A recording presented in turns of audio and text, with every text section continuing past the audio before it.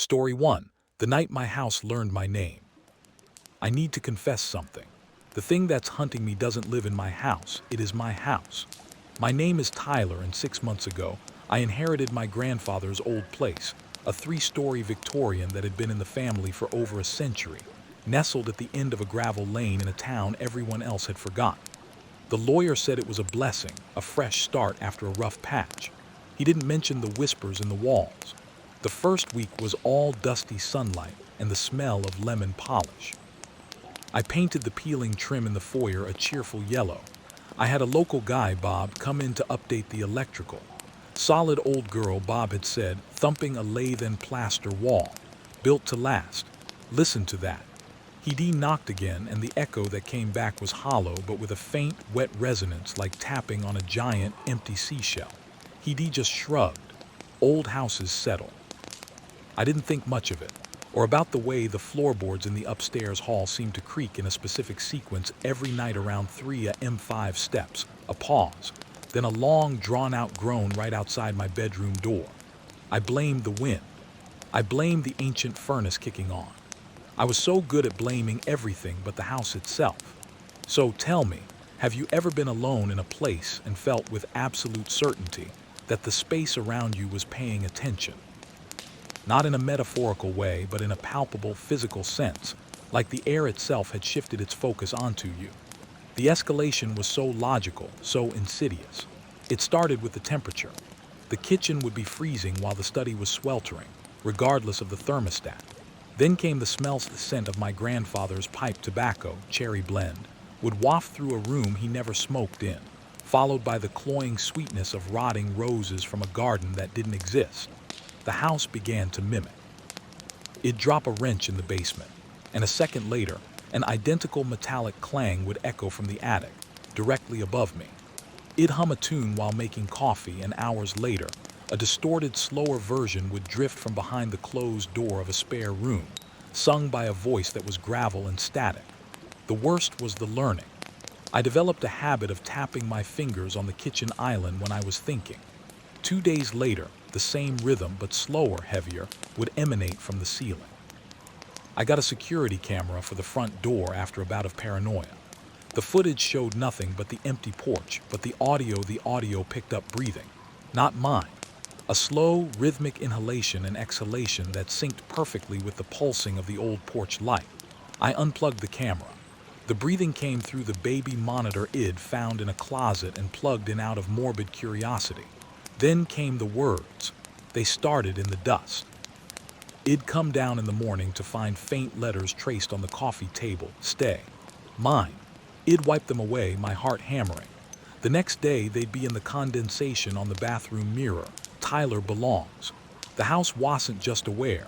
It was possessive. It was learning my patterns, my name, my fears.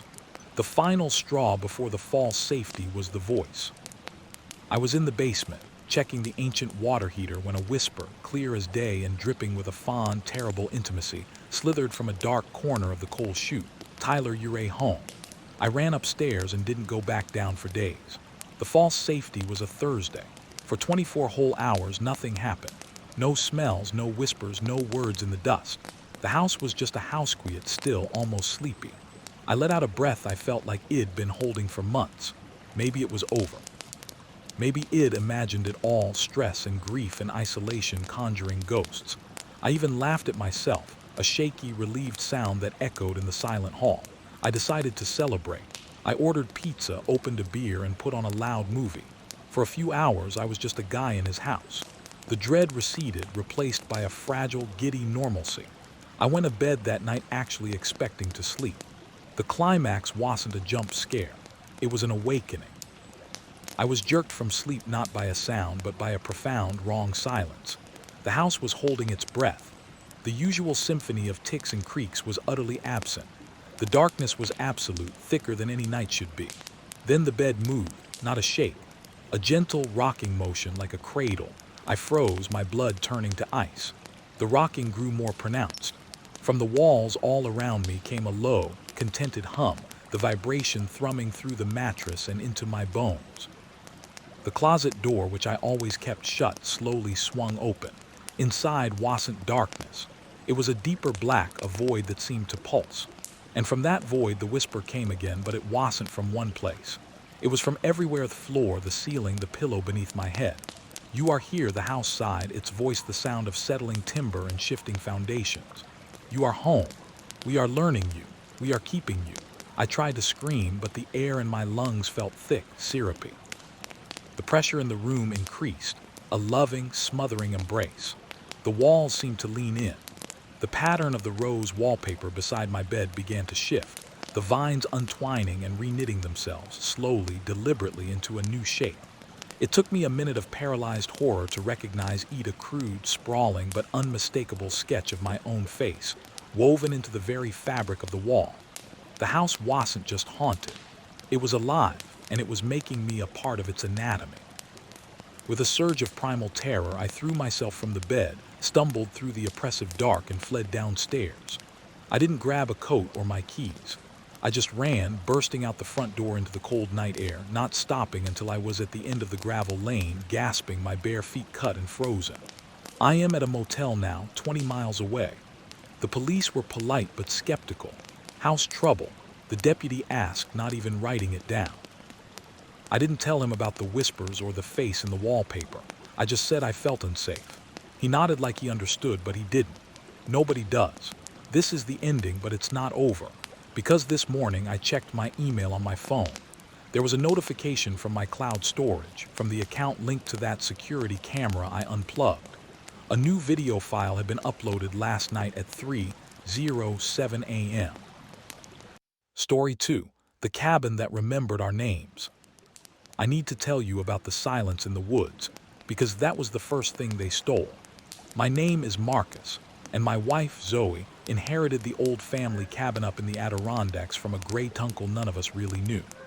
It was supposed to be a reset a month away from the city's constant hum, a chance to fix the quiet cracks that had started to form in our 5-year marriage. The photo on the rental site showed a charming, if rustic, A-frame nestled in a sun-dappled grove of pines. It didn't show how the trees seemed to lean in closer once the sun set, or how the porch boards groaned underfoot with a sound like old bones. It certainly didn't mention the guest book. The cabin itself was a time capsule of 1970s brown and orange, smelling of pine needles, damp earth, and something faintly sweet like forgotten potpourri. We laughed at the shag carpet, the wood-paneled walls, and the collection of dusty porcelain owls on the mantel, but the guest book was different. It sat on a small desk by the stone fireplace, bound in cracked wine-red leather. The entry started normal enough, beautiful spot, saw a bear, the Millers, July 98, but as we flipped through, the tone shifted. The handwriting became messier, more hurried. The whispering starts at 3 a.m. Don't answer the taps on the windows. The last entry, dated just 2 weeks prior, was a single scrawled sentence. "It learns you." We dismissed it as a creepy prank, part of the cabin's charm. That first night, we built a fire, opened a bottle of wine, and promised to leave our own funny, mundane entry. The silence when we finally turned in was absolute. Not peaceful, but dense and watchful. I remember lying there, listening to Zoe's breathing and thinking the absence of sound was somehow louder than any city noise. That's when we heard the first tap. Not on the window, on the wall. A single, polite tap, tap, tap, right behind the headboard. We froze. "How settling," I whispered, my voice too loud in the void. Zoe just gripped my arm, her nails digging in. The next few days were a cycle of brilliant, sunny days and unnerving nights. We'd hike, read by the lake, and pretend the growing tension was just us adjusting to the isolation. But the nights belonged to the cabin. The taps became scratches, long, slow drags along the exterior logs. We'd hear footsteps on the gravel path circling the house, but the motion-activated light never came on. One evening, I found the guest book open on the desk again, though we were sure we'd closed it. Beneath the last terrified entry in fresh, crisp ink that looked like my own handwriting were the words, "Marcus fears the silence." The blood drained from my face. I showed Zoe. "It's not funny," she said, her voice trembling. "Did you write this?" I hadn't. We spent that night with every light blazing, a kitchen knife on the bedside table. The noises didn't come. Instead, we both woke at exactly 3:17 a.m. to the sound of pages turning softly in the living room. We found the guest book on the floor, open to a new page. This time it read, "Zoe fears being forgotten." That broke her. "We're leaving," she said, already throwing clothes into her suitcase. "This isn't a joke anymore. This thing, it's reading our thoughts, our insecurities." I agreed. We packed in a frantic, silent hurry as dawn broke. As I carried the bags to the car, I saw something etched into the frost on the passenger window, not with a finger. It looked etched by a cold, sharp point. It said, "Stay." We sped down the mountain road, the cabin vanishing in the rearview mirror. The further we got, the lighter we felt. We stopped at a diner 20 miles down the highway, the clatter of plates and chatter of truckers a beautiful, normal symphony. We laughed, a bit hysterically, over bad coffee. We'd done it. We'd escaped the prank, the atmosphere, whatever it was. We decided not to go back to sell the cabin, to forget the whole thing. The relief was a physical warmth in my chest. We drove the rest of the way home in a bubble of reclaimed normalcy. We got back to our apartment late that night. It felt strange, smaller than we remembered, but safe. Our safe, anonymous box in the sky. I went to check the mail, and there, on top of a stack of bills, was a small, wrapped package. No return address. My stomach dropped. Inside was the guest book. The wine-red leather was cold to the touch. With shaking hands, I opened it. All the old entries were gone. The pages were blank except for the very last one. There, in a perfect fusion of my handwriting and Zoe's, was a new entry. It listed our home address, our apartment number, and then in bold, careful script, "Marcus and Zoe fear being alone. But you're not alone anymore. We're coming. We've learned you." I dropped the book. It fell open on the floor. As I stared, new words began to bleed up from the paper, ink surfacing from the depths of the page like a deep, dark well. They formed a single, final question, one that turned my bones to ice. It asked, "What's your biggest fear?" The story doesn't end there. We moved. We changed our numbers. We did everything you're supposed to do. But last night, as I was taking out the trash, I found a small, familiar porcelain owl sitting on our new back step. Its head was turned all the way around, staring at me. And tucked under its talon was a single, pristine page of lined paper. It's sitting on my desk right now. It's blank, but I can see the faintest impression of words starting to press through from the other side. They're learning the new address. "Thank you so much for listening to my story." If you felt that chill, that sense of something watching from the dark corners of your own room, then you understand. Please, if you enjoyed this tale, give the video a thumbs up. It helps more people find these warnings. Subscribe and hit the bell so you don't miss the next story. And most importantly, tell me in the comments, what's the one fear you hope never learns your name? Story 3. The Night My House Learned My Name. I didn't believe in haunted houses until the one I was living in started whispering my name through the vents. My name is Priya, and for the first 6 months, the old Victorian apartment on Maple Street was a sanctuary. After the noise and constant motion of city life, the quiet, creaking stability of a building that had stood for over a century felt like a balm. The rent was suspiciously low, a fact my pragmatic side should have questioned, but my desperate, exhausted side chalked it up to small-town charm. The landlord, a gaunt man named Mr. Ellis, had simply said, "She's a solid old girl, just needs a respectful tenant," and handed me the heavy skeleton key. The normalcy was meticulously crafted. I hung my art on the floral wallpaper, filled the built-in bookcases with my novels, and learned the symphony of the house's settling noises. Third stair from the top groaned like a tired sigh. The pipes in the kitchen wall knocked twice every hour on the hour, a dutiful metallic heartbeat. And at precisely 10:17 p.m., a soft, resonant thump would echo from the ceiling of my bedroom, directly above my head. I told myself it was an old steam radiator cooling, or a branch outside. I made these explanations part of the routine, stitching them into the fabric of my safe, solitary life. The first unsettling detail was the smell.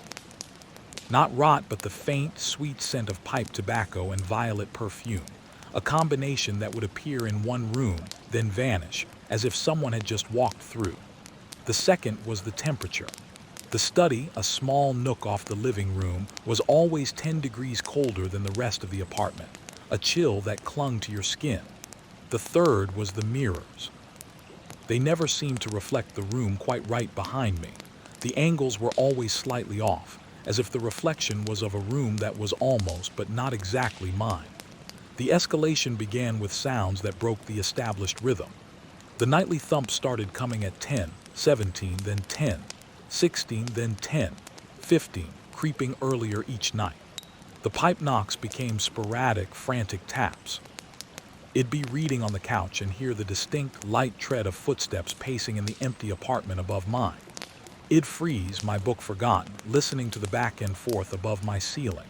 When I finally mustered the courage to complain to Mr. Ellis, he just blinked slowly and said, "Apartment 3B has been vacant since the 80s, Miss Sharma. Must be the squirrels in the attic." But the footsteps didn't sound like squirrels.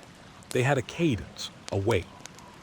One night I was washing dishes, the warm water a small comfort against the ever-present chill from the study. The faucet stream suddenly sputtered, then ran ice cold for a full minute before returning to normal. As the water warmed again, I heard it. Not from above, but from the silverware drawer to my left. A whisper, faint and raspy, woven into the sound of the water. It formed a single, clear syllable, "Priyaya." I dropped a plate.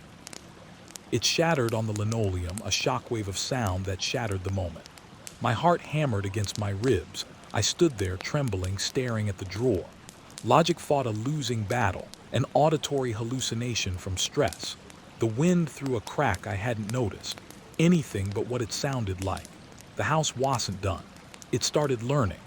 The whispers began to use phrases from my life. It'd be on a video call with my sister, complaining about work, and later, from the heating vent in the hall, I'd hear my own words parroted back in that same dry, papery voice. So tired of the deadlines, I stopped taking calls in the apartment. I started talking out loud to myself, a pathetic attempt to assert my presence.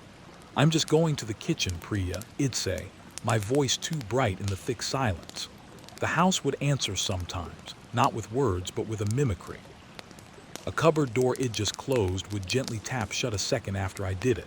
My own sigh would be echoed from the next room. "What's the weirdest habit your home has? A creaky floorboard, a door that sticks." Now imagine if that habit started to change, to respond to you. Let me know in the comments. A false safety arrived cruelly after a week of relative quiet. The knocking stopped. The footsteps ceased. The smell faded. I woke up one sunny Saturday morning and the apartment felt light. Just an old, slightly drafty building. I convinced myself it had a prolonged episode of stress-induced paranoia. I opened all the windows, let the fresh air in, and played music loudly for the first time in months. I even laughed at myself, a real, unburdened laugh. That afternoon, I decided to finally tackle the cold study, to turn it into a proper reading room. I moved my favorite armchair in, facing the large, old built-in bookshelf that covered one wall. As I pushed the chair into place, my hip bumped the shelf. One of the wooden panels on the side of the bookshelf gave way with a soft click, swinging inward an inch. A hidden compartment. My breath caught. This was it, I thought with a giddy, nervous thrill. Some old tenants' love letters or Prohibition-era booze, the explanation for the weirdness. I pulled the panel open. Inside was not a stash of artifacts, but a space about 2 feet deep. And it was not empty. The back wall of the compartment was a mirror, dusty and speckled. Scratched into the glass over and over in frantic, jagged lines was a single name, Priya, not carved recently. The scratches were old, filled with grime. But below that, on the small shelf in the compartment, lay a single fresh item, my own house key, which I had left on the kitchen counter. Before I could scream, before I could even process the violation, the panel behind me swung shut with a definitive thud, plunging me into absolute blackness. I was trapped in the compartment. I scrabbled at the wood, screaming, finding no latch, no handle on the inside. The air was thin and carried that now horrific scent of tobacco and violets. And then, in the pitch dark, the mirror behind me began to glow with a sickly, phosphorescent light. I didn't want to turn, but I was compelled, my body moving against my will. In the mirror, I saw not the tiny, dark space I was in, but a reflection of my study. My armchair was there, and sitting in it, facing the bookshelf, facing me, was a figure. It was shapeless, a coalescence of shadows and the faint impression of an old-fashioned dress. Its face was a smudge, but I felt its gaze. It leaned forward in the chair, and its form seemed to seep into the reflection, making the glass ripple like water. A voice, now clear and chillingly close, as if it was standing right behind me in the cramped space, spoke. It wasn't a whisper anymore. It was a dry, hungry croon. "We've been waiting for you, Priya. We learned the name. We keep the name." The reflection of its hand in the mirror lifted and pressed against the glass from its side. As it did, an unbearable, invasive cold poured into me, not from the air but from within my own bones. I felt a pulling, a terrifying suction at the very core of my identity. It wasn't trying to kill me. It was trying to replace me, to wear my life like a suit, leaving the hollowed-out shell of Priya trapped in this dark box for the next tenant to find. I fought with a primal terror, not against the thing, but against the numbness spreading from my chest, the feeling of my own memories becoming thin and distant. With a final, raw scream that was both mine and not mine, I threw my whole weight against the panel. It burst open, and I spilled onto the study floor, gasping. I didn't pack. I left everything: the art, my books, my clothes.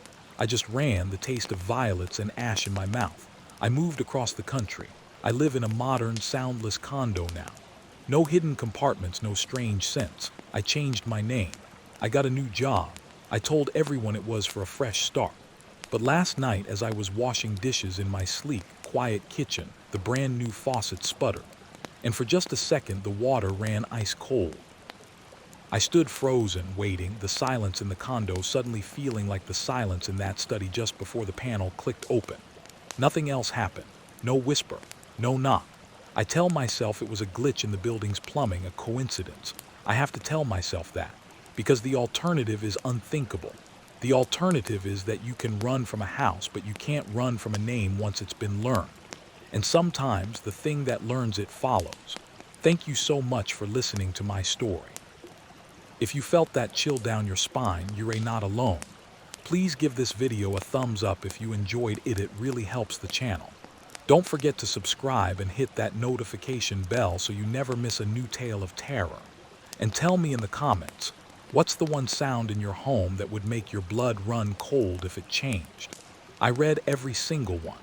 Stay safe out there. Story 4. What the cabin inherited from me. I didn't inherit the cabin inherited me. My name is Marcus, and for the record, I am not a superstitious guy. I am an architect. I deal in concrete, steel, and load-bearing walls, not whispers in the dark. But the letter from the lawyer was clear. My great-uncle Alistair, a man I'd met exactly once when I was 5, had left me his remote property in the Adirondacks. The condition was simple. I had to stay there for 30 consecutive nights to claim full ownership. A month of solitude to secure a potentially valuable asset. It sounded like the easiest deal I'd ever make. The drive up was beautiful, all fiery autumn leaves and crisp mountain air. The cabin itself, when I finally found it at the end of a washed-out logging road, was imposing. It wasn't the cozy, dilapidated shack I'd pictured. It was a 2-story structure of dark, almost blackened timber, with a steeply pitched roof that seemed to frown against the sky. The windows were small and deep-set, like suspicious eyes. The key turned in the heavy lock with a sound like a bone cracking. Inside, it smelled of aged wood, damp stone, and something else. Something faintly sweet and metallic like old pennies. The furniture was heavy Victorian-era stuff, all claw-footed and shrouded in dusty sheets. In the main room, above a massive stone fireplace, hung a single painting, a portrait of Alistair as a younger man. The artist had captured his eyes with unsettling accuracy, seemed to follow you, not with malice, but with a profound, weary curiosity. The first week was fine, peaceful even. I set up my laptop at the large oak table, sketched some concepts, enjoyed the silence. The oddities were subtle. I'd place my coffee mug on the counter and find it an hour later on the table. The heavy front door, which I knew I'd deadbolted, would sometimes be just latched. I chalked it up to old house settling, to my own distraction. The nights were the only real challenge. The forest was profoundly dark, and the silence was so complete it seemed to have a weight, a pressure. And then the sounds would start. Not bumps or screams, but whispers. Faint, indecipherable murmurs that seemed to seep from the very walls, like the house was remembering conversations from a century ago. I'd mute my podcast, heart thudding, and they'd stop. Just the old pipes groaning, I'd tell myself. Just the wind in the pines. You know, it's funny what the mind does in isolation. It starts to look for patterns, for meaning in randomness. Have you ever been alone in a place so quiet that your own thoughts start to sound like intruders? What's the weirdest, most inexplicable thing that's ever happened to you in your own home? By the middle of the second week, the logic I clung to began to fray. The whispers grew clearer, though no less sensible. They were snippets, phrases in a language that tickled the back of my brain but refused to translate. I'd catch a word that sounded like foundation or mortar. One night I was woken not by sound but by smell. That coppery, sweet scent from the first day now flooded the bedroom, thick and cloying, as if a bucket of warm coins had been spilled in the corner. I turned on the light. Nothing. But the portrait of Alistair in the living room, his expression had changed. The weary curiosity was gone, replaced by a sharp, focused intensity. His eyes were fixed on a spot on the floorboards near the hearth. I became obsessed with that spot. I tapped the boards. They sounded solid. But the smell always seemed strongest there, and Alistair's painted gaze never wavered. On the night of the 21st day, during a howling storm that knocked out the generator, I broke. Armed with a fireplace poker, I pried up the floorboards. The wood gave way with a shriek of nails. Underneath was not dirt, but a small, hidden compartment. And inside it was a book, not a journal, but a ledger. Its pages were filled not with words, but with intricate architectural diagrams. They were plans for additions, for reinforcements, for structural modifications to the cabin. But as I flipped through them by candlelight, my blood ran cold. The modifications weren't for support. They were for containment. The diagram showed layers of sigils etched into the foundation beams, specific grain directions for the paneling, a carefully designed network of spaces within the walls. The cabin wasn't just a building. It was a vessel, a meticulously crafted cage. The final page was a simple, carefully inked sentence. The house is not built on the land. The land is built around the house. It feeds on attention. Do not acknowledge the guest in the attic. There was no attic. It'd been over the blueprints I'd requested from the county. The cabin had one floor and a loft, but the ledger's pages trembled in my hand. The whispers in the walls coalesced that night into a single, clear, sighing voice that came from directly above my bedroom ceiling. You found my instructions. Good. The next morning, a false, terrible calm descended. The whispers stopped. The smells vanished. Sunlight streamed through the dusty windows. For a few hours, I dared to hope it was over. That by discovering the secret, I had broken its power. I even laughed at myself, a shaky, relieved sound. I decided to take a walk to clear my head in the woods. I got as far as the property line, marked by a ring of strange, bluish stones. The moment I stepped between them, a wave of nausea and vertigo so intense it dropped me to my knees hit me. The sunny forest blurred, the colors leaching away into a monochrome gray. A pressure, vast and ancient and hungry, focused on me. It didn't want me to leave. The cabin's inheritance wasn't the property, it was the tenancy. I stumbled back inside the ring of stones, and the world snapped back into vibrant, terrible focus. I was not an owner. I was a caretaker, a warden. The climax came on the 30th night. The storm returned, worse than before. The cabin groaned like a living thing. The whispers were now a chanting chorus emanating from every board, every nail. The portrait of Alistair was smiling, a thin, satisfied smile. And then from the ceiling of the living room, where there was only solid pine paneling, came a slow, deliberate scratching. It was the sound of something tracing the intricate, concealed seams of a door I now knew was there. A door that wasn't on any blueprint. Scratch, scrape, thud. I stood in the center of the room, the ledger clutched to my chest, a pathetic shield. The chanting rose to a crescendo. The scratching became a pounding. A fine dust sifted down from between the ceiling boards. With a final, splintering crack, a section of the paneling directly above me swung downward, not like a broken hatch, but like a perfectly hinged door. Darkness pooled out of it, a darkness that drank the candlelight. And from that darkness, a shape began to lower itself. It was not a monster with claws and fangs. It was worse. It was an elongated humanoid figure, impossibly thin, its skin the texture and color of the cabin's interior timber. Its face was a smooth, featureless plane except for two deep, empty sockets. It didn't climb down. It unfolded limb by creaking limb until it stood before me, smelling of sawdust and that old, sweet copper. It tilted its head and the whispers stopped. The silence was a vacuum. It spoke not from a mouth but from the very air around it, its voice the collective groan of straining timber. The term is served. The warden is changed. The structure is satisfied. It didn't move toward me. It simply reached out a hand, not to touch me, but to gesture at the ledger in my hands.